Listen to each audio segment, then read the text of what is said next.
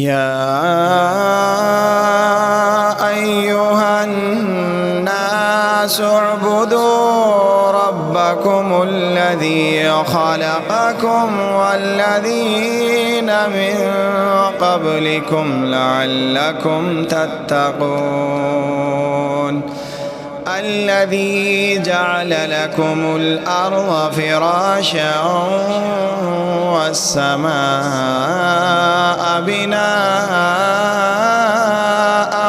وأنزل من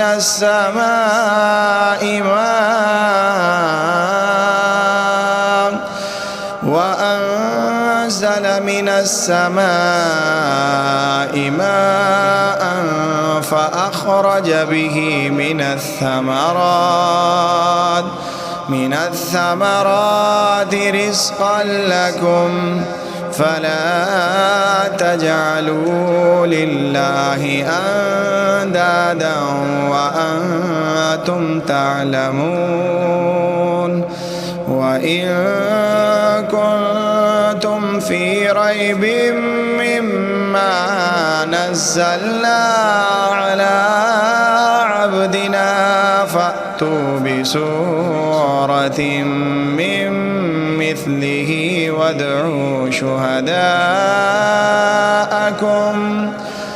وادعوا شهداءكم من دون الله إن كنتم صادقين فإن لم تفعلوا ولن تفعلوا فاتقوا النار التي وقودها الناس والحجارة أعدت للكافرين وبشر الذين آمنوا وعملوا الصالحات أن لهم جنات تجري من تحتها الأنهار كلما رزقوا منها من ثمرة رزقا قالوا هذا الذي رزقنا من قبل وأتوا به متشابها ولهم فيها أزواج مطهرة وهم فيها خالدون إن الله لا يستحيي أن يضرب مثلا ما بعوضة فما فوقها فأما الذين آمنوا فيعلمون أنه الحق من ربهم وأما الذين كفروا فيقولون ماذا أراد الله بهذا مثلا يضل به كثيرا ويهدي به كثيرا وما يضل به إلا الفاسقين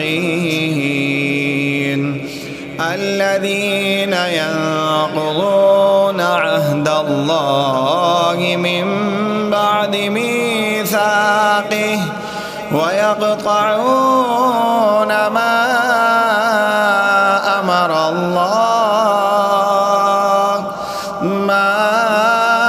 أمر الله به أن يوصل ويفسدون في الأرض أولئك هم الخاسرون كيف تكفرون بالله وكنتم أمواتا فأحياكم ثم يميتكم يميتكم ثم يحييكم ثم إليه ترجعون هو الذي خلق لكم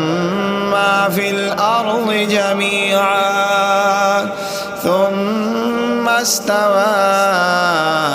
إلى السماء فسواهن 7 سماوات وهو بكل شيء عليم.